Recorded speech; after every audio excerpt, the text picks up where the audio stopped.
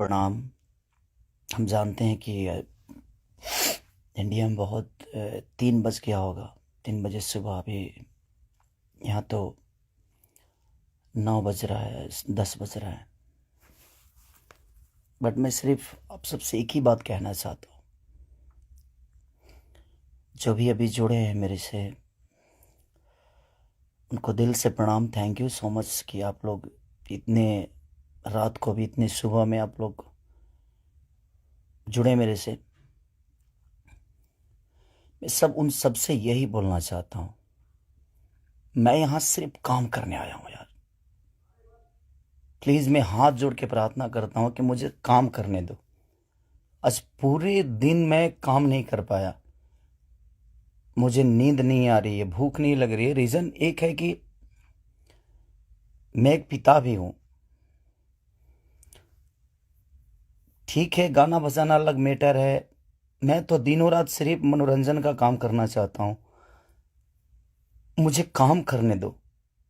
अगर आप लोगों को लगता है कि मैं भोजपुरी भाषा के लिए कुछ नहीं किया है और मैं नहीं कर पाऊंगा, तो आप पूरी जनता से मैं रिक्वेस्ट करता हूं कि आप लोग बताओ कि मैं क्या आपका मनोरंजन ठीक से नहीं करा पाता, या मैं आपके मनोरंजन में कोई कमी करता हूं। भोजपुरी भाषा के लिए, अच्छी फिल्मों के लिए दिनों रात, चाहे वो अपने बॉडी के लिए हो या जग के हो या रो के हो, गा के हो, धूप हो या जाड़ जाड़ हो या सर्दी हो या कुछ भी हो, मैं बीमार भी रहता हूं तो काम करता हूं। आप लोग पूरे इंडस्ट्री में पूछ सकते हैं मेरे काम करने की क्षमता को। अगर किसी को ऐसा लगता है, इस भोजपुरी समाज में किसी भी इंसान को ऐसा लगता है कि मैं भोजपुरी के लायक ही नहीं हूँ, भोजपुरी समाज के लायक नहीं हूँ, तो मैं इस भोजपुरी समाज को छोड़ के किसी और इंडस्ट्री में चला जाऊंगा। मुझे मेहनत करने आता है, मैं वहां भी अपने आप को साबित करूंगा। ऐसा नहीं कि नहीं कर पाऊंगा, क्योंकि मुझे करना आता है। मैं हाथ जोड़ के प्रार्थना कर रहा हूँ। आज मेरी इतनी सारी 200 गाने मेरे डिलीट हो गए। कितने सारे गाना मेरा गाया हुआ चोरी करके लोग गाने लगे, चोरी करके लोग गा रहे हैं। मेरा शूटिंग किया हुआ गाना चोरी करके लोग गा देते हैं, उठा के गा रहे हैं। इसलिए क्योंकि मेरे पास कंपनियां नहीं है। आज मेरे पास मात्र 3 से 4 कंपनियां हैं। उनके लिए कितना काम करूंगा मैं? महीने का 20 गाना गाने वाला, 30 गाना गाने वाला आदमी आज महीने का 10 गाना गा रहा हूं। तो बहुत सारे लोगों का नुकसान भी हो रहा है। मेरा तो छोड़िए, क्या नुकसान होता है नहीं पता। बट मैं 24 घंटा काम करने वाला आदमी, और मुझे एकदम रोक दिया गया है कि तू नहीं कर सकता। और ये कौन है, क्या है, नहीं पता। मेरे जीवन में क्यों आए, कैसे आए। बट मैं सबसे रिक्वेस्ट करने यही आया हूँ। इतनी आज 3 बजे सुबह में, इंडिया के 3 बजे हुए, यहाँ तो 10 बज रहे हैं रात को। मैं आज पूरा दिन काम नहीं कर पाया, सुबह से खाया नहीं। रीज़न कि मैं एक पिता भी हूँ, एक इंसान के हो नाते एक पिता भी हूँ, एक कलाकार के नाते एक पिता भी हूँ। मेरे साथ एक परिवार भी है, मेरा फैमिली भी है। मैं अपने फैमिली के लिए बड़ा सक्रिय रहता हूँ। मैं जितना ईमानदार अपने फैमिली के लिए हूँ, उतना ही मैं अपने जनता के लिए हूँ।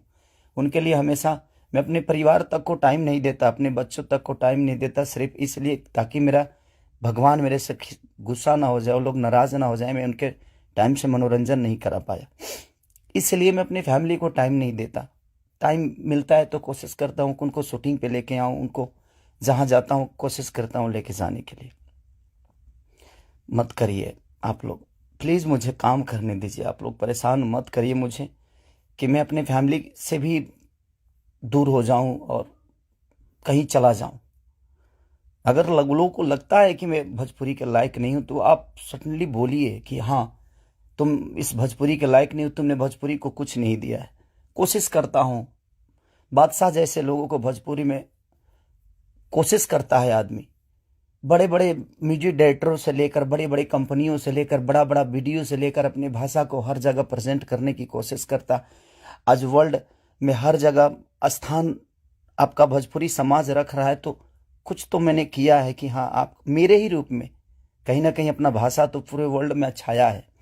तो कहीं ना कहीं आपको लगता है कि नहीं लगता है, पता नहीं मुझे, बट बहुत तकलीफ हो रही है। इतनी तकलीफ आज 3 महीने से मैं सिर्फ समझिए कि 200 गाने मेरे डिलीट हो गए, कितने सारे गाने मेरे गाए हुए, शूटिंग किए हुए लोग उठा उठा कर उसको गा रहे हैं कहीं ना कहीं से सुन के।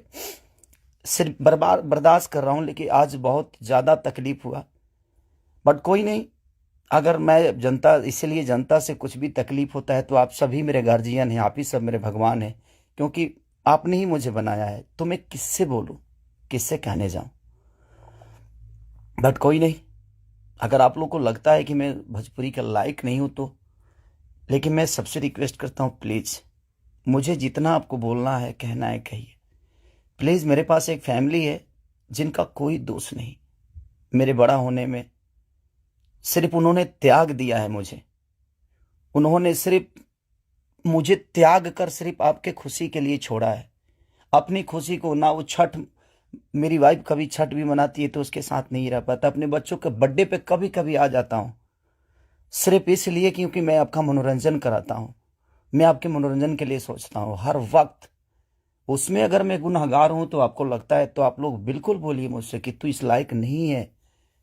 मैं किसी भी इंडस्ट्री में जाऊंगा तो अपने आप को कुछ तो बना ही लूंगा, क्योंकि मुझे मेहनत करने आता है। आज नहीं तो कल भगवान जगह मुझे दे ही देगी।